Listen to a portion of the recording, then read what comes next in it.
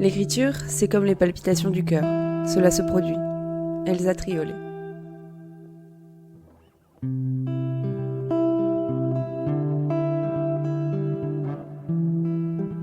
Bonjour à toutes et à tous, et bienvenue dans ce nouvel épisode de Parlons Sensibilité. Bonjour Jean. Et bonjour. Comment ça va ? Ça va super. Et toi, ça va ? Bah écoute, ça va bien. Aujourd'hui, on se retrouve avec Renaud Bordery. Bonjour Renaud.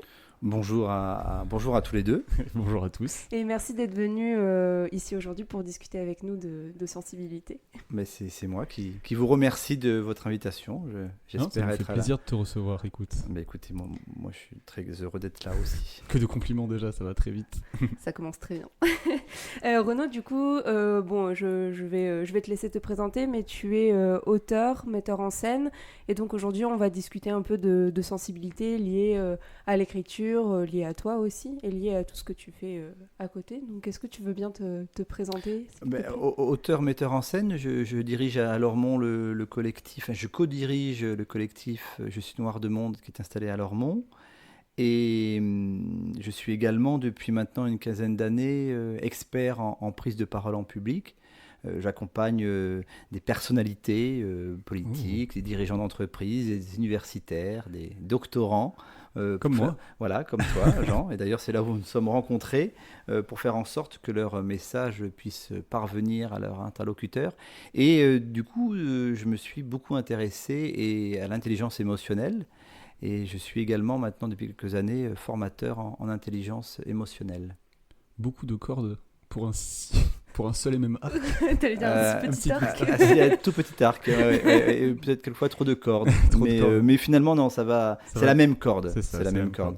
Puis, moi, pour t'avoir eu en tant que formateur, c'est vrai que j'ai pas eu 1000 formateurs, mais en tout cas, sur la prise de parole, tu m'as donné quand même une assez grande confiance parce que justement, et c'est pour ça qu'on t'invite aussi aujourd'hui, il y a un côté coaching, mais pour la prise de parole, tu joues avec ta sensibilité et avec celle que tu coaches, enfin avec celle de ceux que tu coaches et celles et ceux que tu coaches. Et donc voilà, c'est pour ça que ça nous faisait plaisir de te recevoir. Et on va commencer à rentrer directement dans le vif du sujet.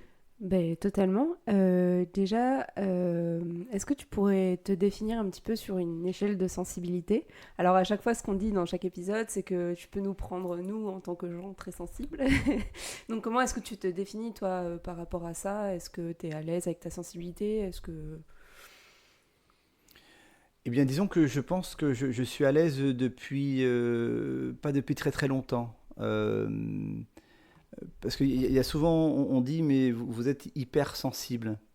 Et je ne pense pas que nous soyons hypersensibles. Je pense que c'est plutôt la société qui est hyposensible. Et qu'on est dans une société où finalement, c'est l'intellect, c'est le savoir qui fait qui la domine. Et que du coup, cette société n'est plus du tout connectée à ses émotions, à ses sens. Et donc, longtemps, j'ai pensé que j'étais différent parce que je me sens très vite envahi et agressé par plein de stimulations extérieures. Et donc un besoin de me protéger et puis aussi comme submergé, mais je me suis rendu compte là en travaillant sur moi qu'en fait c'était pas moi qui était anormal, c'était la société qui était anormale. Et quand tu dis pendant longtemps j'ai cru que j'étais différent et tout, et que tu t'es rendu compte qu'au final c'était autre chose, tu as mis combien de temps un peu à t'en rendre compte ? C'est assez récent ou tu dis que tu as travaillé sur toi Oui, parce que j'avais des comportements. Oui, c'est assez récent, ouais. C'est assez récent. C'est l'important de la crise. C'est-à-dire qu'on a des périodes où tout va très bien et puis des périodes où ça va mal. Et en effet, j'ai fait une très grosse dépression. Et là, le temps, ça a été un temps extrêmement long. Où j'ai vraiment fait un travail sur moi et la tristesse ou la dépression te force à l'introspection. Et durant cette introspection-là, je me suis rendu compte de ça, qu'il fallait que j'assume quelque chose de ma sensibilité. Il fallait que je l'assume complètement. Faire en sorte de ne pas me laisser submerger par mes émotions, ça, parce que sinon tu dis des choses que tu n'as pas envie de dire et tu fais des choses que tu n'as pas envie de faire, mais également être à l'écoute désormais complètement de mes émotions, alors qu'avant, non. Ok, donc l'assumer, L'assumer. mais garder quand même un certain contrôle sur, Oui. Voilà, comme tu dis, pour pas dire n'importe quoi. Ok. Pour pas être méchant peut-être, parfois, la sensibilité, ça pousse, quand on se connaît pas, à faire des choses un peu méchantes ou Oui, la méchanceté, l'agressivité, des comportements qui sont des... Mais après, c'est prendre de la distance par rapport à ça et de se dire mais pourquoi j'ai été si agressif et pourquoi ça m'a mis en colère en fait, et de réfléchir à ça.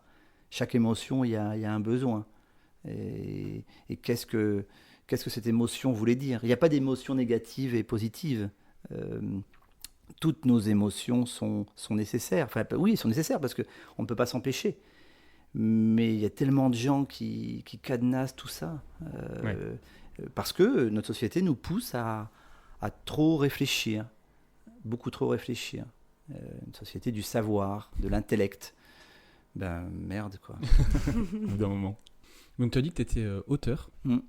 Tu es auteur de quoi déjà? Eh bien, parce que maintenant auteur c'est assez vaste. Ah, c'est vaste, n'est-ce pas, Monsieur Martin Pernier. Oui, c'est très très vaste, ouais. J'écris. Je ne sais pas si c'est de la littérature ou pas. J'ai à mon actif un roman, quelques pièces de théâtre, voilà, pas mal également de livres de commandes, des livres de portraits. Là, en ce moment, je suis en train d'écrire un livre justement sur l'éloquence avec un psychanalyste. C'est-à-dire que moi, je décris des situations que j'ai vécues ou que je vis avec des personnes qui font appel à moi et je confie ces situations-là à un psychanalyste qui est également psychologue clinicien qui porte un regard sur ce que j'ai fait. Voilà. Donc je suis en train d'écrire ça. Et puis j'ai écrit également des scénarios, du théâtre. Voilà. Pas mal de théâtre et de livres en fait. Tout simplement. Ouais. Okay. Ouais. Et depuis quand tu écris? J'écris depuis que Je tiens un stylo. Que je sais écrire. C'est vrai? Ouais. Et je me souviens que j'écrivais des petits contes que j'offrais aux collègues de ma mère. Et j'avais 6-7 ans. Ah oui? Ouais. Et je leur offrais comme ça.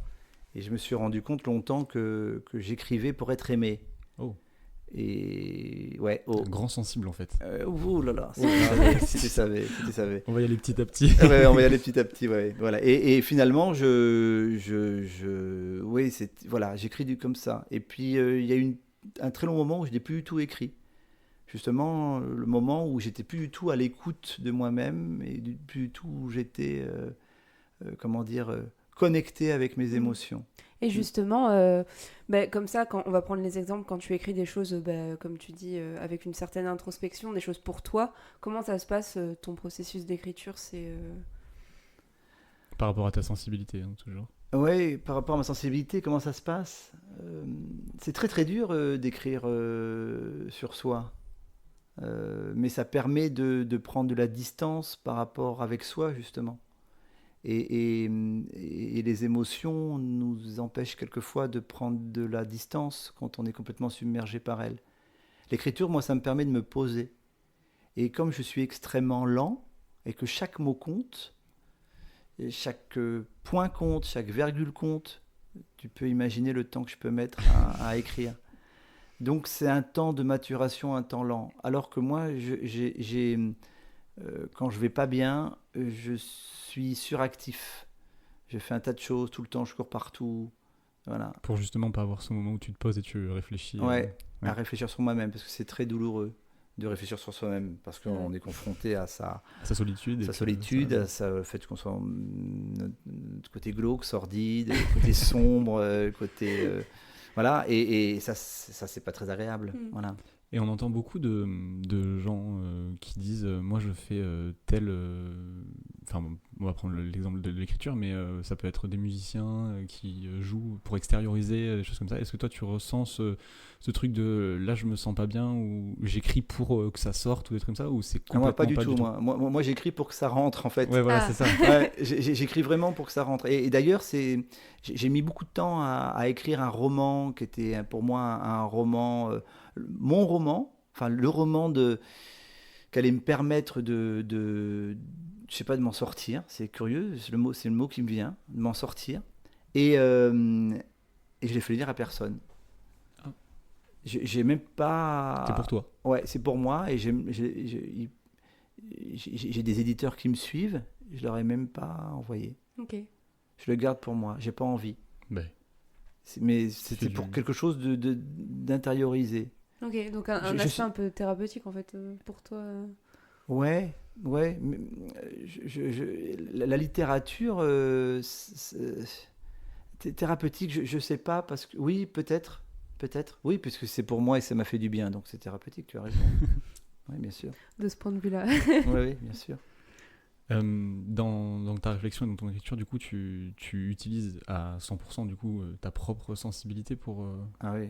Ouais. Ah, mais pour tout d'ailleurs. Hein. Et d'ailleurs là, sur le livre que j'ai à écrire, qui va être édité par une maison d'édition où on met c'est une édition de méthode, c'est carré. Très carré. J'ai voulu rentrer dans le cadre, mais ça c'est mon gros problème. Et j'ai voulu rentrer dans le cadre, et puis à un moment, alors comme je suis assez malin et sensible, je comprends quel est le cadre, mais là j'étouffe. Et je suis en train de me dire, mais là je prends. Tu prends pas de plaisir. Pas de plaisir, et ça. Donc du coup je vais exploser le cadre, quitte à ce qu'on me dise non par rapport à ces textes, mais c'est pas grave. Et si on te dit non par rapport à justement ce que tu veux écrire, est-ce que toi tu acceptes de revenir justement dans ce cadre, ou qu'on te guide pour revenir dans ce cadre, ou tu dis non, ça me correspond pas. Je pense que j'ai tellement dit oui au fait de rentrer dans le cadre que maintenant j'ai plus envie. Okay. Parce que ça a failli me tuer. Ben, écoute, reste avec nous alors. Voilà. Donc du coup, mais ça va très bien là. Hein, fini le Xanax et la vodka, mais voilà. Mais bon, je sais pas si on peut parler du court métrage. On écrit en fait un court métrage. On a écrit avec Renaud un court métrage. Donc là, on enregistre. On est en mai, mais ça sera certainement diffusé en juillet. Donc le court métrage sera fini. Et c'est un court métrage un peu sur les rencontres, les relations, et qui part d'un suicide. D'un homme qui se fait sauver par un jeune homme du suicide, et qui en fait vont tous les deux vivre une nuit ensemble à la rencontre de différents personnages. Donc voilà. Et donc voilà, ça je pense que c'est cette expérience-là qui m'a repermis d'écrire. Voilà, c'est-à-dire qu'à un moment, les rencontres que l'on fait que nous croisons au cours d'une formation. Je vois quelque chose. Il y a quelque chose que je sens chez toi qui fait que j'ai envie d'aller vers toi. Et du coup, la rencontre, mais c'est ça qui est génial avec la sensibilité, c'est-à-dire que nos sens en éveil nous poussent à faire des choses. Cette alliance entre un jeune homme de 25 ans et un mec mature de 50 ans, ça peut paraître un peu improbable, et il y a pu y avoir des frictions parce qu'on n'a pas le même cas de référence, on n'a pas le même monde, on n'a pas la même vie, donc même préoccupation, et ça accouche d'une œuvre d'art. Bah oui, d'une création artistique. Et ça m'a redonné envie en fait. Et je me rends compte que moi, il y a beaucoup de choses au niveau de l'écriture. Ce qui me pousse, c'est écrire avec. Et là, le fait d'écrire avec ce psychanalyste, que pour quelqu'un qui lui est plus âgé que moi, c'est ça qui est génial avec notre sensibilité. Surtout quand on rencontre d'autres gens sensibles. Enfin, je sais que moi, ça me le fait quand je connais pas quelqu'un. Je sens qu'il est un peu sensible et tout. Enfin, tu le vois assez vite, je trouve. Mais il y a une certaine intuition. Oui, si tu fais attention à la personne si tu fais attention, normalement, quand t'es un poil un peu sensible, tu fais attention un peu à ce qui se passe autour de toi. Et justement, quand tu captes quelqu'un, soit qui est derrière sa petite carapace sensible, bien sûr. soit quelqu'un qui laisse complètement transparaître, c'est assez rapide de voir la personne et de pouvoir discuter avec lui et tout, quoi. Mais moi, je pars là, mon expérience en tant que formateur en intelligence émotionnelle, où je travaille pour une très, très, très, très grosse entreprise française. Donc, c'est des stages de 2 jours. Donc, des cadres, des dirigeants d'entreprise, des techniciens qui participent à cette formation. La plupart des gens avec qui j'ai pu travailler sont des handicapés de la sensibilité. Et par leur éducation ou par leur vie, ils ont mis ça de côté. Et à un moment, ils se rendent compte que nos émotions, si elles ne sont pas exprimées, elles agissent en coulisses, quoi. Et justement, l'art et l'écriture permet justement d'extérioriser ou d'exprimer quelque chose. Mais tout ce qui ne s'exprime pas s'imprime. Et à un moment, ça... Ouais, voilà. Le vase qui se remplit. Voilà, et ça déborde, et ça nous submerge. Et la plupart des gens ne comprennent pas ou ne veulent pas le voir, parce que c'est tellement violent. Et ça les dérange aussi. Ouais. Et ça les dérange. Parce que ressentir, c'est violent. C'est violent. Et comme tu dis, on a une société qui nous conditionne à justement ne pas ressentir ce genre de choses. Et lisons les anarchistes, là, on se calme. Oui, mais je rigole. On nous pousse, on est une société où on a tellement valorisé l'intellect. Ah non, mais c'est sûr, hein, moi je suis totalement d'accord. Hein. Et donc, du coup, à un moment, ça explose. Ça explose. Est-ce que tu peux nous expliquer ce que c'est exactement l'intelligence émotionnelle ? L'intelligence émotionnelle, c'est le langage de votre cerveau. C'est ce que votre cerveau vous dit. C'est 4 émotions de base qui sont la colère, la joie, la tristesse et la peur, qui sont nos 4 émotions de base. Et qu'est-ce que ces émotions-là nous disent ? Et tout au long d'une journée, tu ressens plein d'émotions. Et ça, ces émotions-là, c'est qu'il y a un besoin, c'est quelque chose. Pourquoi tu es triste ? Pourquoi tu as peur ? Pourquoi tu es en colère ? Pourquoi tu es joyeuse ? Voilà. Et c'est parce que c'est des réactions par rapport à ce que tu peux vivre. Et vous êtes un couple, vous allez vivre la même situation, ça va mettre Jean en colère. Et toi, ça va te rendre triste. Voilà, par rapport à ton éducation, etc. Voilà. Et l'intelligence émotionnelle, c'est apprendre à décoder ce que nos émotions veulent nous dire. D'accord. Ce que ton cerveau veut te dire. Lucie, je vais te dire quelque chose, écoute-moi. Qui est propre à chacun, du coup. Qui est propre à chacun. Je ne veux pas t'écouter, parce que non, là, pourquoi je suis en colère ? Je ne vais pas être en colère. Pourquoi tante Jacqueline, elle m'angoisse comme ça ? T'as une tante qui s'appelle Jacqueline ? Pas du tout. Dommage. Je pense que si tu avais parlé de sa tante Jacqueline, je pense que vous ne seriez peut-être pas ensemble. Ah, merde. Mais voilà, c'est tout ça. C'est tout ça. Et ça, c'est ce qu'on appelle l'intelligence émotionnelle. Ça permet de te comprendre. D'accord, voilà. ok. Et de te comprendre, et puis de comprendre également le monde qui t'entoure, et puis de comprendre également ce qui se passe avec l'autre. Parce que pourquoi ce collègue de travail te met en colère ? Pourquoi ? Et donc généralement, on ne veut pas le voir parce que c'est son collègue de travail. Donc le collègue de travail, allez, il faut être sympa. Et non, voilà. Arrêtons d'être sympa. Trop sympa. Ouais, parce que être sympa, c'est t'es submergé par l'autre en fait quand t'es sympa.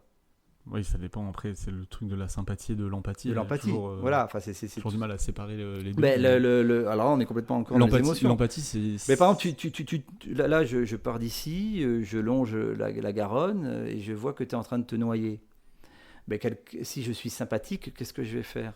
Tu vas me sauver ? Eh bien non. Parce que je ne sais pas nager. Donc du coup, je vais sauter et je vais m'agripper à toi et on va se noyer tous les deux. Toi encore plus vite parce qu'il y a une espèce de boulet qui s'attache qui s'accroche à toi et moi aussi. Voilà. Quelqu'un qui est empathique, je suis empathique, mais je ne sais pas nager. Donc, du coup, j'appelle les pompiers, ou j'appelle le LED, ou je lance une bouée. C'est un peu plus contrôlé, l'empathie. Empathie, c'est je me mets à ta place, mais je reste à la mienne. Voilà, et ça, c'est tout le jeu par rapport aux émotions et à la sensibilité et tout ça. Voilà. Alors, on peut être sympathique, on peut. C'est pas le faire, on peut ou Non, on veut. bien sûr. Mais c'est toute cette question du moins, parce que moi c'est dans le monde professionnel. Hein. Oui, bien sûr. Bien sûr. Donc il y a une efficacité professionnelle. Après, je trouve ça très intéressant que des très grosses entreprises s'y intéressent. Parce que mais ça, c'est très, très, très, très récent aussi. Ça, ouais, voilà, c'est c'est très ce que j'allais récent. dire. C'est récent, mais c'est. Et il faut savoir que dans cette entreprise qui intéressant. est énorme, c'est la formation qui est la plus demandée. D'accord. Mais moi, c'est ce que je disais au début là, de l'émission. C'est que pour moi, les coachs à la prise de parole, vu que j'avais croisé avant toi, j'avais ce cliché un peu de genre c'est un mec qui arrive hyper à l'aise. Il dit bon alors si vous devez prendre la parole, vous devez vous habiller comme ça. Le truc des doigts là. Le truc des doigts. C'est pas radiophonique, mais je fais le truc avec les doigts. mais- Vous devez vous habiller comme ça, vous devez parler comme ça, vous devez marcher comme ça, et vous allez avoir confiance en vous. Et derrière, le mec il enlève son costard, il pleure, tu sais. Genre... Ouais, mais c'est tout à fait ça, Jean. Et moi, tous mes collègues que je croise et tout ce que tu peux voir sur Internet, si tu regardes comment prendre la parole, vous allez savoir prendre la parole. Vous allez manger les autres. Ah, voilà, manger, dévorer, c'est tout à fait ça. Mais du coup, on se rend compte que tout le monde va parler de la même façon. Et moi, ce qui est important pour moi, c'est de surtout pas imposer un style. Ce qui est important pour moi, c'est que la personne trouve sa façon de parler. Voilà. Et donc, du coup, ça, c'est les émotions. Parce que prendre la parole, c'est facile. Mais le plus dur, c'est pas de prendre la parole. Le plus dur, c'est d'être exposé au regard des autres. Et quelquefois, ça marche très bien. Puis quelquefois, ça marche pas parce qu'on a un style un peu trop particulier qui peut déranger les autres. Mais ce qui est important, c'est pourquoi on dérange un jury. Petite expérience de vécu. Voilà, et je trouve ça super. Enfin, moi, pourquoi, voilà. Mais c'est ça qui fait pour moi les grands orateurs et les oratrices charismatiques, c'est eux qui imposent leur style. Ils ont un style particulier, on les oubliera pas. On les oubliera pas et surtout on aura retenu, parce que ce qui compte c'est le message qu'ils ont à transmettre et c'est se mettre toujours au service du message. Voilà. Parce que des fois, il y a des gens qui prennent la parole et tu te dis, mais c'était génial. Mais qu'est-ce qu'ils ont dit ? Il avait une très belle voix. Ouais, c'est vrai. C'était génial. Ouais, mais au fait, qu'est-ce qu'on a retenu ? Non, c'est important, c'est le message qu'on a à transmettre. Pour revenir un petit peu sur l'écriture, est-ce que parfois, moi, pour avoir écrit avec toi, des fois, en écrivant, on s'emporte et tout, et est-ce que ça t'amène des fois toi-même à des émotions fortes à laquelle tu t'attendais pas Ouais. Je sais pas, soit tu t'exploses, tout seul du coup quand t'écris, est-ce que des fois tu peux genre te mettre à rigoler, pleurer, à pleurer. Mais moi, il y a beaucoup quelque chose, c'est quand j'entends en fait. C'est-à-dire que là, quand on a vu le film, bon, alors pour les personnes qui nous écoutent, s'il y en a, et ils sont pas partis, quand on a travaillé le court-métrage avec Robin, qui est le réalisateur, et bien quand on a fait on s'est vu, Jean, Robin et moi, tous les trois, et on a vu le film là, dans sa phase, j'allais dire phase terminale, non, sa phase finale, sa phase finale, et là, je me suis dit, putain, mais, waouh, putain, c'est, au niveau des dialogues, putain, mais c'était le fait de s'entendre, de prendre de la distance, tu vois, c'est prendre la distance, waouh. Ouais, génial. Et quelquefois, quand j'écris un texte, le fait... j'avais été reçu pour mon livre qui s'appelle « De l'eau jusqu'à la taille ». Et à un moment, il y a une comédienne, Sophie Robin, qui a lu un extrait. Et c'était à la machine à lire, dans la librairie, et elle a lu un extrait. Et je me suis dit, putain, waouh, c'est chouette quand même. Et à un moment, j'ai oublié que c'était moi l'auteur. Et j'ai regardé la personne qui me recevait et j'ai failli lui dire putain c'est bien. Mais qui se la pète. Mais j'avais oublié que c'était moi en fait. Oui, non mais bien sûr. Mais tu vois, c'est ce que et j'ai pas dit heureusement parce que j'aurais été ridicule. Oui. Mais tu me diras je le dis maintenant. Mais voilà c'est ça que ça. Ah ouais il y a des fois où je peux être complètement blé. Après souvent c'est plutôt le contraire. Hein. Souvent je dis oh là là c'est putain, nul ce que j'écris. Et le fait de travailler à deux, justement, c'est ça qui est très intéressant parce que ça te permet de... Ça te met un peu de distance. Ça te met la distance, beaucoup. Et puis, avant d'écrire, on dialoguait. Oui, et beaucoup. on se disait, est-ce que le mot... Voilà. Mais pour moi, c'est tellement une question de détail. C'est tellement une question de point, de virgule, que je suis chiant par rapport à ça. Je veux dire, voilà, Ça je fais très attention au bavardage. Ok. Et justement, donc on était en train de... Enfin, t'étais en train de dire, pardon. J'arrive pas à Mais parler. t'inquiète, hein. Que ouais, ça peut t'arriver d'avoir des émotions fortes et auxquelles tu t'attendais pas. Mais finalement, quand c'est quelqu'un d'extérieur qui va lire ton texte ou qui va interpréter ton texte, c'est plus dans ces cas-là où ça t'arrive des fois, t'écris une phrase, tu fais putain, je suis méga drôle. Ou putain, je suis hyper triste. Voilà, mais qu'est-ce que c'est triste ou des trucs comme ça, tu vois. Mon écriture, elle est en train de changer en ce moment. Et mon rapport à l'écriture est en train de changer. Je suis assez fasciné par un auteur qui s'appelle Emmanuel Carrère, qui a commencé à écrire des livres, ce qu'on appelle des livres d'autofiction, c'est-à-dire des livres où il raconte sa vie.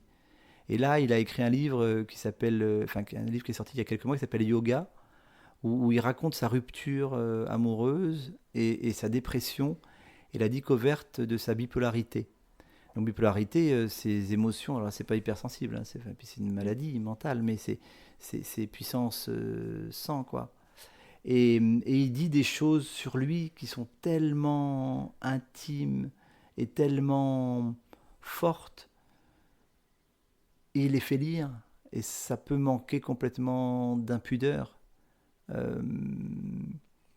Et souvent, comme moi j'ai commencé à écrire pour être aimé, à un moment je me suis comme censuré. Parce que même au niveau du cadre familial, ma mère par exemple ne me lit pas. Parce qu'elle a très très peur de découvrir des choses d'elle, de nous, de moi. Voilà. La mère de mes enfants, mon ex-épouse, pareil. Elle a très très peur de ce que je peux écrire. Donc du coup, je me suis comme auto-censuré. Donc pour éviter que les gens aient cette peur, tu t'es toi-même dit, il faut pas que je dise trop de trucs intimes. Ouais, je dirais même pire, moi, je dirais de peur de plus être aimé par ces gens-là. D'accord. Et comme là, alors après il y a la question du respect, hein, parce qu'Emmanuel Carrère, il a complètement enlevé des passages où il parlait de sa relation justement avec oui, il y a sa femme qui lui a fait lui faire un procès. Qui a fait lui faire un procès, ouais.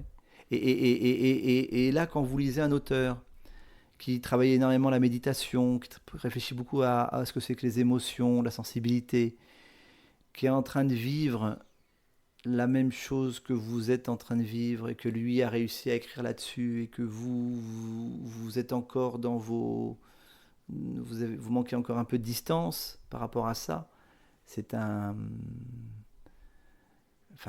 ce que permet la littérature, quoi. Je lis ça et je me dis waouh. Et c'est un gros bouquin, hein, que j'ai lu en 2 nuits blanches, alors que j'avais énormément de boulot. 2 nuits blanches. Et la journée, j'allais aux toilettes j'étais en formation en distance, en présentiel. J'allais aux toilettes pour lire des passages. T'étais vraiment l'adolescent avec son téléphone. Oui, mais c'était pas pour sur YouPorn ou sur ça. C'était vraiment, mais le truc complètement fou, quoi. Ouais. Je sais pas si je réponds à ta question, Lucille. Bah écoute, à ta façon. À ma façon, ouais. Parce que je suis en train de me rendre compte que j'écris, en fait, et que la mise en scène ou que jouer, ça me fait rire. J'aime ça. Et puis j'aime ça aussi par rapport à l'ambiance, par rapport à tout ça, ça me fait rire. Mais si tu ressens pas la même chose quand tu écris et quand tu joues. Quand j'écris, et là où je me rends compte que depuis quelques mois, je me pose enfin, que je me fais confiance, que j'accepte ce que je peux ressentir, et que je me ressens pas comme un monstre ou comme un animal, ou que je me pose, que j'ai arrêté de boire, que j'ai arrêté mes excès. Quand je me retrouve face à ma feuille, que je suis en train d'écrire ou face à mon ordi, putain, ça te fait du bien. Ça me fait du bien. Plus que les autres excès. Oui, parce que les excès, c'est du plaisir, en fait. Tu recherches le plaisir. Je pense que l'écriture, elle te permet la joie. Et que le fait de boire, le fait de baiser, le fait de se droguer, le fait de ça, c'est des petits plaisirs. Mais c'est pas les plaisirs qui te font la joie. Notre cerveau, l'émotion qu'il recherche au maximum, c'est la joie. Il recherche la joie tout le temps. Et le plaisir, c'est pas de la joie. Oui, c'est instantané. Voilà, c'est instantané, c'est l'espace d'un instant. C'est Des pas d'un fois, instant. même culpabiliser aussi. C'est vrai. Oui, c'est oui, culpabilisant. oui, ouais, c'est culpabilisant. aussi Et une puis, chose. c'est culpabilisant. Après, il faut arrêter de culpabiliser. Il faut arrêter. Oui. Parce que Oui, aussi, par rapport oui. à tout ça, moi maintenant, alors je pense que c'est la psychanalyse. Je Est-ce pense que, je te coupe, est-ce que Vas-y. tu penses que ça joue aussi avec la maturité, ou tu penses que tu aurais pu avoir cette Ouais, maturité avant? Ouais, j'aurais pu avant et que c'est du temps. C'est pas du temps perdu. Oui, parce que t'es arrivé, parce que voilà. Mais ouais. Et je trouve que quand j'ai en formation des jeunes gens de 25 ans et qui sont déjà en train de se poser ces questions-là, ils sont sortis d'affaires, quoi. Et donc, quand par exemple, je vous vois tous les deux en train de vous poser ces questions-là alors que vous êtes si jeunes, je me fais aucun souci pour vous, quoi. Non, mais je veux dire, Ah non, bien tu sûr. vois, je veux dire, parce que ça agit tellement en coulisses, ça, nos sens, nos sensations, nos émotions, et que le fait d'être en accord avec elle-même, d'être connecté avec elle-même. Enfin, moi, je vois avec mes fils, je leur parle. Moi, j'avais un père, quand j'étais enfant et adolescent, quand je pleurais, il me disait non, mais. T'es une fille. Non, mais ouais, t'es une fille, en fait. On en a parlé lors T'es du une fille. premier Et il me épisode dit, aussi, ouais. mais t'es une fille, c'est ta sœur la pisseuse. Toi, t'es un mec, toi, t'as pas le droit de pleurer. Et quand t'entends ça durant ton enfance et ton adolescence, Bah, tu l'intègres. tu l'intègres. Mhm. Surtout Et quand donc- c'est une figure paternelle qui te dit ça, quoi. Voilà. Et puis, moment, maintenant, je vois ce que mon père est devenu et je vois l'homme que je suis en train de devenir. Eh ben, heureusement que je n'ai pas suivi ses conseils. Mhm. Tu les laisses pleurer, tes garçons, du coup? Oui, et puis je leur dis, mais les gars, vous pouvez pleurer, allez-y pleurer, parce que si vous êtes triste, pourquoi tu es triste? Voilà, allez. Et alors, mais je peux pas, je sais pas. Mais après, on en parle. Voilà, pourquoi tu as été triste? Mais parce qu'il s'est passé ça. Ah, ok, très bien. Et pourquoi il s'est passé ça? Comment tu. Voilà. Ah, et en fait, on en parle. Le fait d'exprimer. Le fait d'exprimer. Exprimons-nous. Après, tout en respectant l'autre. Respectant Et l'autre, on c'est n'est ça, pas c'est très toujours en faculté d'être vigilant, Ouais, bien d'être en sûr. distance. Mhm. J'aime bien parce que ça fait écho un peu à l'épisode qu'on avait fait sur les relations, où on disait, nous avec Lucille justement, on parle beaucoup de nos émotions, de ça, même quand il y a des trucs qui vont pas, ou qu'on est en colère, quand on a peur, quand Mais on c'est bien, c'est bien. Et Robin nous disait que lui aussi parlait beaucoup de ça, mais qu'il avait du mal à le faire avec tout le monde, et que surtout il fallait pas le faire avec tout le monde. Ça rejoint exactement ce que tu dis. Et l'autre n'est pas aussi, je parle pas que dans le couple, hein, l'autre n'est pas aussi obligé des fois de recevoir justement Non. le trop-plein de nos émotions. Mais moi là, je suis pas d'accord avec Robin. C'est-à-dire que pour moi, maintenant, moi, je le dis tout le temps. Ouais, mais moi, Et après, je le dis tout le temps, mais après, je vais faire attention à la façon dont je vais le dire. Parce qu'il y a Ouais, des tu fois. t'adaptes à la personne en face. J'essaie, mais Mhm. il y a des fois où j'y arrive pas, en fait. Il y a des fois où j'y arrive pas. Parce Et que tu fais plus attention à toi aussi oui, qu'avant. oui, je pense. Et puis aussi parce que au moment, je pouvais le faire parce que où j'avais bu un peu. Enfin, ça va, j'étais pas. Mais enfin, l'alcool, tout ça, ou prendre une drogue, ta conscience, elle est modifiée. Oui, c'est plus facile aussi. C'est plus facile de le dire. Mais quelquefois, tu le dis, tu vas du coup le dire mal. Donc voilà. Mais moi maintenant, pour moi, ce qui est très important, c'est aussi l'élégance relationnelle. C'est-à-dire que j'essaie d'être d'être élégant sur le plan relationnel. J'y arrive plus dans le cas du travail que dans le cas de l'intimité. Oui, parce que Mais par contre, je me dis, mais pourquoi ça m'agace? Avant, je me posais pas cette question-là. Mais pourquoi ça te rend triste? Et je lui dis, allez, attends, pose-toi et réfléchis. Mhm. Pourquoi? Mais en fait, c'est rien. Donc, est-ce que tu peux changer les choses? Est-ce que tu peux le dire? Est-ce que le dire va le changer? Il y Moi, a je des pense fois pas- où ça change pas. Des fois, ça change pas, mais ça fait du bien de le dire, quoi. De le Déjà, dire, de voilà, l'exprimer. Ça met un pas de l'exprimer, recul. ça, Ouais. effectivement, et puis ça permet de le sortir, parce que tu le Des sors fois, finalement ça le sort trop verbalisant. vite. Oui, alors quand ça sort trop vite, après tu te dis. Et puis tous ces trucs où on est tout le temps en lien. Tu parles du téléphone. Le téléphone et l'écrit, maintenant je me dis, fais très attention. C'est-à-dire que Les SMS, ça peut être terrible. les SMS ou même les échanges sur Messenger ou dans ces trucs rapides, là maintenant je fais très attention, moi. Quand je sens que je ressens le truc, je dis non, attends, Je t'appelle. Où je dis où c'est mieux qu'on en parle de vive voix. Voilà, parce que on peut pas tout dire là.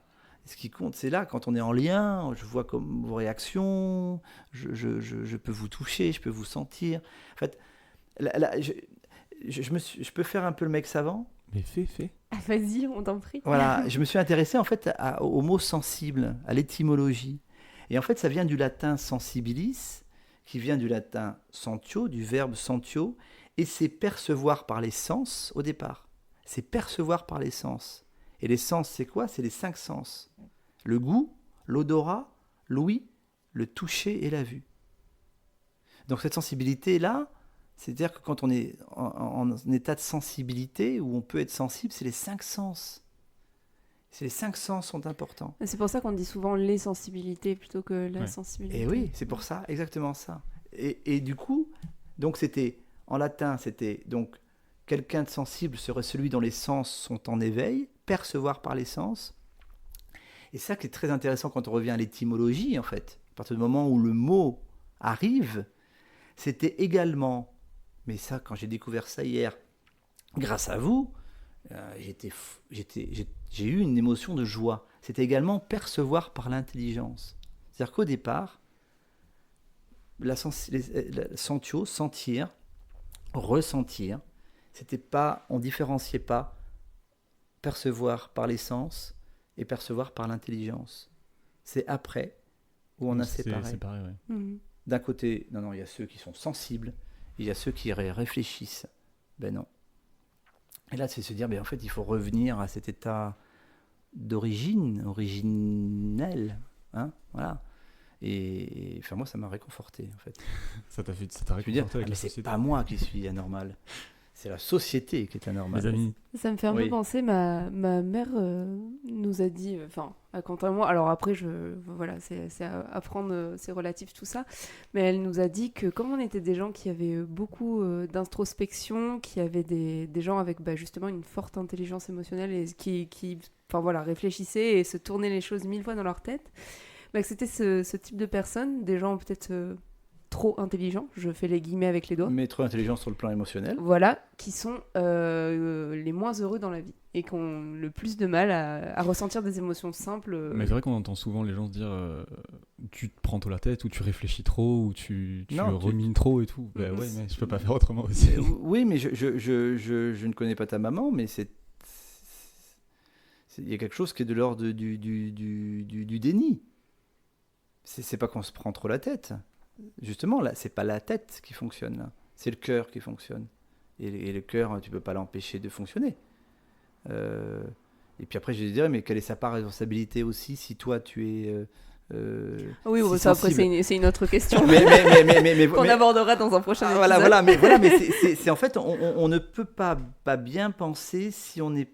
En fait, si on est informé, il faut écouter les informations que nous envoie notre cœur. Sinon, ça agit en coulisses. Sinon, ça rumine, tout ça. Et les gens qui disent « Ah ouais, non, mais attends, il faut tout le temps avoir le sourire, il faut tout le temps être heureux, il ne faut pas se compliquer la vie, c'est la vie. » Non, mais attendez, mais arrêtez, quoi. Non, mais dans le sens où, est-ce que si on est des gens qui sont doués de cette capacité d'introspection, de réfléchir sur la sensibilité, sur les émotions, est-ce que ça nous amène pas à, pour le coup, pas se compliquer la vie, mais en mode se dire « Ah ouais, mais en fait, si je pense ça, c'est à cause de ça, tout ça. » Écoute, moi, depuis que c'est peut-être qu'un temps, hein, c'est peut-être qu'une phase, que de toute façon, c'est une phase. Mais moi, je crois que j'ai jamais été aussi apaisé. Là. Depuis que tu es en phase avec... et je suis vraiment bien, en fait. Je me sens bien. Et toi, là j'ai envie, je le dis, j'ai les larmes qui me montent aux yeux. Je suis hyper... je me sens apaisé, je me sens cool, je me sens... pouvant donner plein d'amour à mes fils. Je me sens bien avec les gens. Je dis les choses simplement. Je complique pas. Et j'ai jamais été autant à l'écoute de mes émotions. Alors certes, je suis pas un... comment dire... oui, je suis un... Non, je suis pas un torturé. Ce qui me torturait, c'était de rentrer dans le moule et de se dire allez, il faut tout le temps être joyeux, il faut pas trop réfléchir. Tu vois voilà. Dans mon cas, moi non. Écoutons-nous. Par contre, il faut éviter d'écouter le petit hamster qui est dans sa roue et qui fait de l'auto, comment dire, tu sais, qui est dans la roue et qu'il y a une pensée qui amène une autre et on n'est plus tout, là on est plus du tout, tu es submergé, tu sais, quand tu te réveilles la nuit, tu as une émotion, et ça arrive, tout ça s'est mélangé, une pensée. Non, attends, je me pose et je réfléchis. Et puis quand on se met à réfléchir, alors il y a un truc... C'est peut-être plus le hamster, toi, du coup, que ta mère voulait discuter. Ouais, ou dans le sens, je pense, juste... Arrêtons le hamster qui est dans sa roue. On l'arrête, tu mets le doigt, en fait, tu sais, tu mets le doigt et là, il va te regarder, le hamster. Alors, vous l'avez pas, mais il fait très bien le hamster. Oui, je fais très bien le hamster. Mais oui, et tu arrêtes le hamster. Et en fait, tu te rends compte que... Allez, bon, qu'est-ce qui s'est passé réellement les faits, alors on va être dans les faits, c'est passé ça. Ouais, est-ce que c'est si grave que ça? C'est pas évident d'arrêter le hamster quand même. C'est pas évident du tout d'arrêter le hamster. Enfin, moi je sais que ça va mieux, mais je connais des personnes dont je ne citerai pas le nom pour qui c'est plus compliqué d'arrêter ce hamster. C'est un gros hamster, un gros rat. Oui, mais le rat, c'est le hamster. Parce que le rat, tu vois, et puis surtout il est en cage. Ah ouais, il va moins vite. Il va moins vite. Non, c'est vraiment le hamster qui est à fond. Ça, c'est vraiment. Et là, le hamster, moi, je pense que c'est la méditation. C'est avoir des moments de paix, de calme, de silence, d'arrêter de s'agiter dans tous les sens. Se dire, bon, alors là, il faut que je me pose. Mais qu'est-ce qu'on a tendance à faire quand il y a les hamsters? On a tendance à vouloir aller encore plus vite. Parce qu'on veut mettre ça de côté. Et puis, c'est l'importance des psychothérapeutes, l'importance des sophrologues, des hypnothérapeutes. Moi, ça, je suis convaincu que de toute façon, quand on a du mal justement à essayer de se poser un peu, se faire aider, juste pour... En fait, je pense que les gens, des fois, ils voient trop le truc de se faire aider, c'est quelqu'un qui va rentrer dans ton cerveau, qui va essayer de... c'est pas ça, déjà. Et ou alors, ils se sentent illégitimes. Illégitimes aussi, ouais. Des fois, il y en a, ils se disent, non, je vais pas si mal que ça et tout, mais si t'as besoin de quelqu'un juste pour mettre un pas de recul et pour... te regarder un petit peu toi d'un autre œil. C'est hyper important. Mais aussi ça, l'autre jour j'ai entendu, c'est que le psychothérapeute, dans son écoute, permet de t'entendre toi. Oui, mais c'est sûr. Et parce que nos émotions sont des capteuses du monde extérieur. On est plus informé que les autres de ce qui se passe. De ce qui se passe autour. Et c'est pour ça que ça fatigue aussi des fois. Et comme le monde est violent, et comme le monde est hyper agressif, et comme nos relations sont hyper agressives, et ben donc on prend. Et alors qu'est-ce qu'on fait pour éviter d'être d'une grosse éponge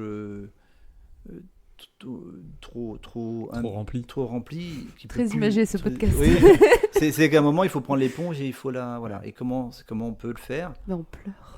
Oui, l'art. Oui, ou l'art, effectivement. Pardon. Oui, mais où on peut pleurer. Je suis très primaire, moi. Oui, mais on peut en pleurer, on peut aller danser, on peut aller marcher, on peut être en vie, quoi. Voilà. Et ça, c'est compliqué. Et les psychothérapeutes permettent ça aussi. On vous conseille d'ailleurs l'excellent épisode avec Virginie Cotreau, qui est sophrologue et hypnothérapeute. Et qui parle de ces questions-là, Oui, totalement. Justement, elle parle de ce couvercle, on enfouit plein de trucs dedans. Et au bout d'un moment, il faut juste le soulever et puis au fur et à mesure. Et on retire. Et moi, je suis en psychanalyse depuis 2 ans et demi, 2 séances par semaine. Waouh! Et ce matin, et mon psychanalyste dit simplement, mais de toute façon, vous êtes ici pour dire ce qui est important pour vous de dire. Parce que je disais, mais ce que je dis, c'est pas intéressant. Il dit, oui, mais vous le dites.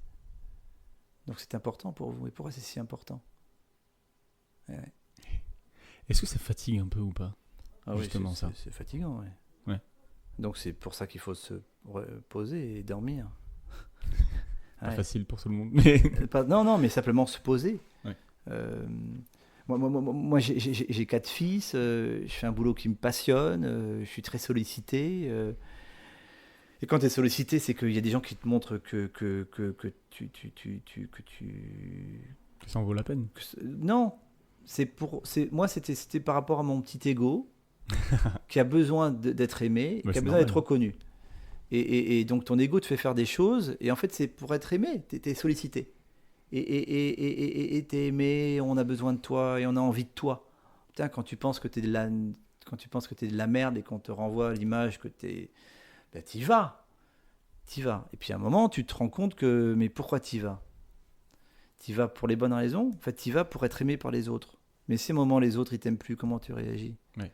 Et c'est ce qui se passe quand, moi, ma séparation. C'est-à-dire que l'être aimé pendant 20 ans, je me suis rendu compte que cet être aimé ne m'aimait plus. Et là, il n'y a plus la reconnaissance du regard de l'autre. Et tu te retrouves tout seul. L'important, c'est de pouvoir accepter sa solitude, son vide. Et là, moi, j'ai un week-end. Bon, vous voyez, je commence ce week-end psychanalyse ce matin avec vous là. C'est dans le prolongement.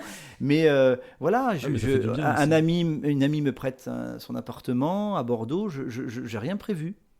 C'est bien ça aussi des fois. C'est vrai que nous, ça fait 2 week-ends où genre, on s'est dit mais ce week-end-là, peut-être qu'on va rien prévoir. Oui, on prévoit rien et puis on voit. Et puis il y a là, en partant, il y a un ami qui metteur en scène, qui me pourrait dire metteur en scène, oui, parce que ça fait longtemps que je l'ai pas vu et qui me dit tiens, tu fais quoi ce soir? Je lui dis là dans la voiture, je lui dis écoute, si tu veux, viens boire un petit verre de whisky. Allez, viens, toi, ok, ouais, je viens, cool. Et puis demain, s'il y a rien, demain il y a rien. Et c'est pas grave. Avant. C'était horrible. Oh, ouais. Il fallait que tu aies des trucs prévus pour pas trop. Et donc, il fallait que je remplisse ma vie, surtout pour ne pas me retrouver seul à moi-même. Et voilà. Et face à ta sensibilité, du coup, aussi. Hein, bah oui, c'est ça. Et puis face à son angoisse de vivre et d'être. Et voilà. Et l'écriture te renvoie à ça. Sauf que par l'écriture, tu le transfigures. Tu en fais, c'est ce que font les musiciens, c'est ce que font, ils le transforment, comme on a pu faire avec le court-métrage. On a transformé quelque chose qui était assez dur, on l'a transformé et on rit, et on rit ou on rit pas, et on fait ressentir des émotions, et on en ressent nous-mêmes. Enfin voilà, on prend de la distance. Et en plus, d'autant plus quand un réalisateur pose ton regard là-dessus, et pose lui à notre regard. Moi, j'ai découvert des choses qu'on avait écrite par le regard qu'avait posé Robin. Voilà.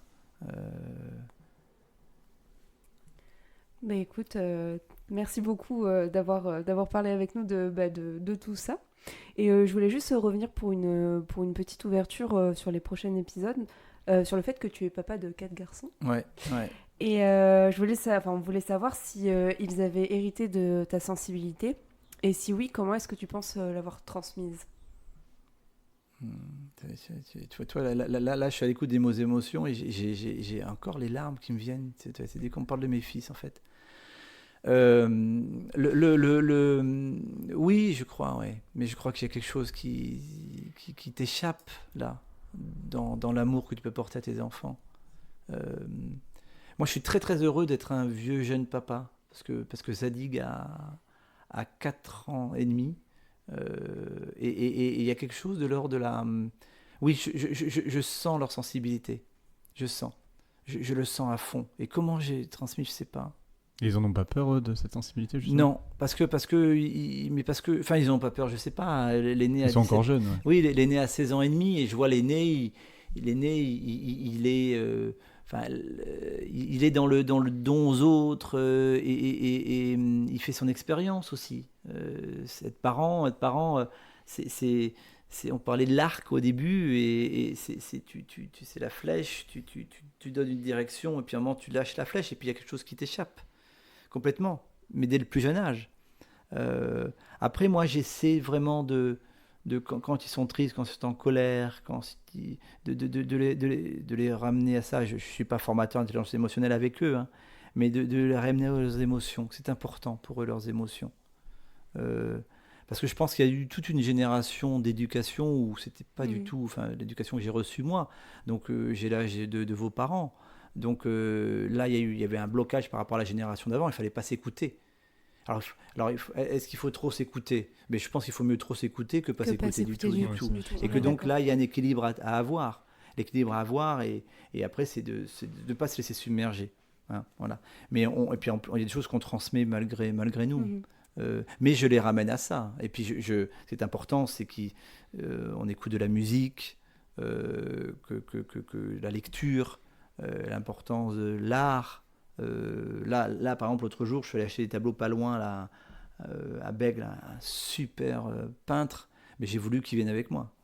Et ça me faisait chier, quoi. Ils m'ont dit carrément, bon, alors l'aîné, lui, il a réussi à passer entre les mailles, mais les trois autres, sont venus, et je voulais qu'ils entendent parler de ce peintre je lui ai demandé à un moment, mais c'était surtout pour eux, c'est quoi votre processus créatif? Il m'a dit, mais moi, je fais quelque chose de beau, et puis après, il faut que je le salisse.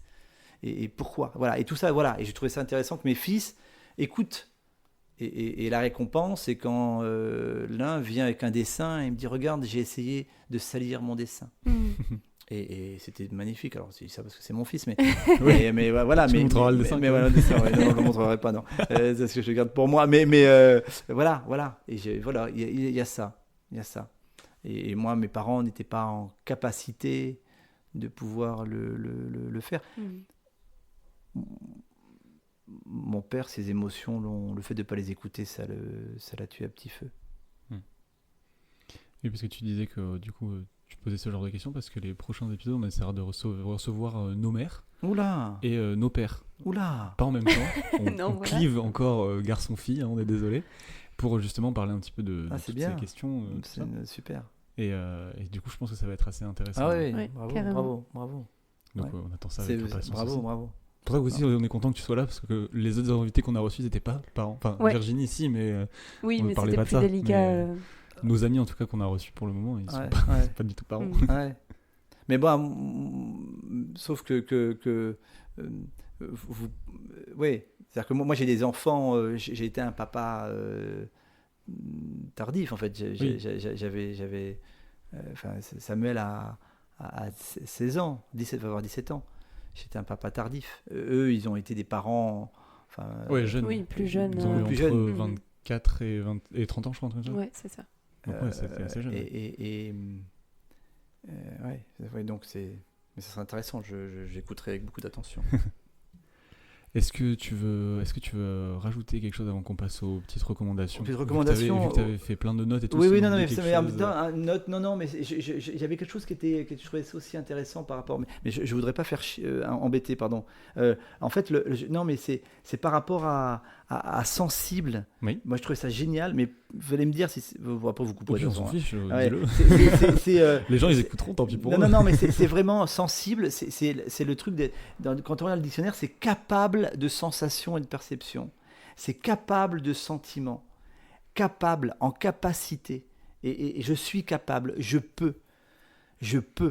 Et moi, je trouve quelque chose, le fait de pouvoir faire quelque chose. On peut tous. Mais est-ce qu'on veut tous? C'est pour ça, moi, tu vois, à chaque fois je le dis, moi je suis sûr que tous les gens sont sensibles. Oui, mais l'éducation, cette société, la société nous a empêchés, nous empêche de ça. Il faudrait que la société puisse se reconnecter avec ses émotions. Et quand je fais des entreprises qui font de formation intelligence émotionnelle, ça rassure. Ça rassure parce que ça agit en coulisses. Écoutons ce qu'elles ont à nous dire. Écoutons. Ok, bon, merci en tout cas. C'est un beau message pour clôturer ce podcast. On va passer aux recommandations. Totalement. Tu commences, Lucille, pour totalement. Nous lancer ça fait 2 fois totalement. Moi, j'ai une recommandation musicale aujourd'hui. Alors, je pense que beaucoup de gens connaissent Agnès Sobel. Si tu dis ça, si les gens connaissent pas, ils vont se sentir mal. Hein. Alors, je pense que certaines personnes connaissent. C'est mieux. Agnès Sobel, qui est une chanteuse, compositrice, interprète danoise, qui fait de la musique extraordinaire. Elle a... j'aurais même pas de mots. Je trouve pour le coup, c'est des musiques, c'est soit des chansons, soit des musiques sans paroles. Ça touche. Qui touchent. Ouais. Moi, qui me touche énormément. Et en ce moment, je suis à fond, je sais pas pourquoi. Et elle a notamment fait la bande originale de la série Dark, qui est une excellente série aussi, qu'on vous a déjà conseillé, il me semble, dans un autre. C'est possible. Et voilà, et c'est son album Adventine de 2013 qui est pour moi. C'était le premier, non? Non, c'est pas le premier. Le premier, c'est Philharmonics, je crois, en 2011. C'est très très beau, Agnès Sobel, j'aime beaucoup. C'est très particulier. Moi, je sais pas, c'est des sons, des textures qui me touchent énormément. Donc, je vous conseille fortement d'aller écouter Agnès Sobel. Eh bien, allez-y. Et Renaud, est-ce que tu veux recommander quelque chose ? Oui, moi c'est l'œuvre poétique de Raymond Carver. Raymond Carver, c'était un novelliste. Il a été connu plus en tant que novelliste. Et il est mort en 88. Sa carrière a commencé très très tard d'auteur de nouvelles. Je vous invite à lire ces nouvelles. Et il écoutait il écrivait beaucoup de poésie. Et c'était comme une espèce de journal. Alors c'est quelqu'un qui a beaucoup bu, qui était très alcoolique, voilà. Et les 10 dernières années de sa vie, il avait arrêté de boire et il disait que c'était son plus beau titre de gloire, alors il avait été récompensé par les plus grands prix littéraires mondiaux. Et lui, le fait de s'arrêter et qu'il était comme en paix depuis qu'il avait arrêté de boire, il se retire dans un magnifique endroit au bord de la mer. Et là, il se contente d'aimer, ce qui est beaucoup.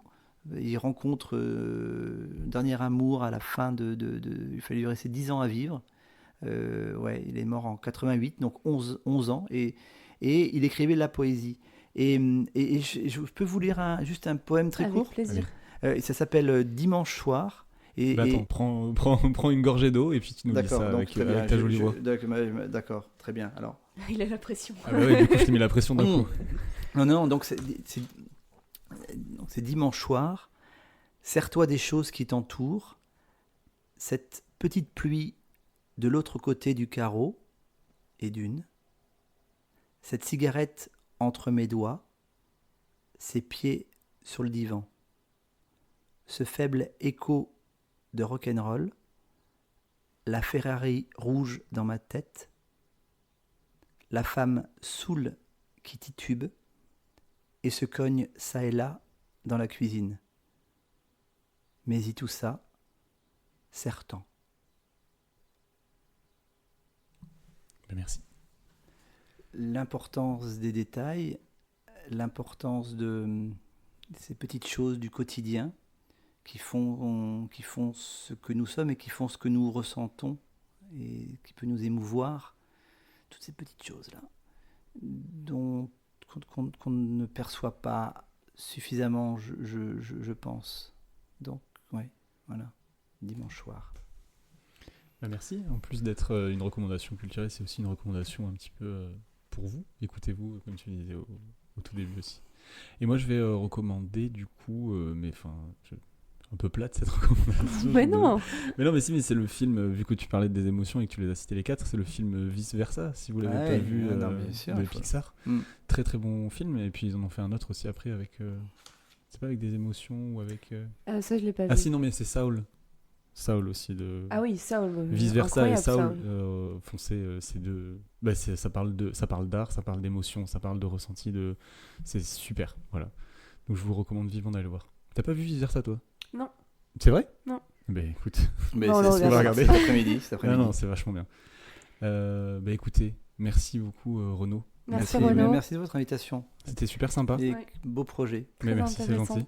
On va continuer alors. Ouais, avec papa et maman. C'est ça. Ouais. Il faudrait interroger les grand-mères si elles sont toujours... Ça serait une génération encore au-dessus, ça va être intéressant. Ouais. Carrément. Très très bien. On prend note. Merci à toutes et à tous d'être restés à la fin du podcast si vous êtes encore là. N'hésitez pas à aller écouter les autres épisodes, vous pouvez les retrouver partout sur toutes vos plateformes de podcast. Voilà, Spotify, YouTube. C'est ça. Et puis on a aussi un compte Instagram si vous voulez faire un tour, on vous parle un petit peu de tout ça. Et on vous dit à la prochaine pour une nouvelle émission. Prenez soin de vous. À bientôt. À bientôt. Au revoir.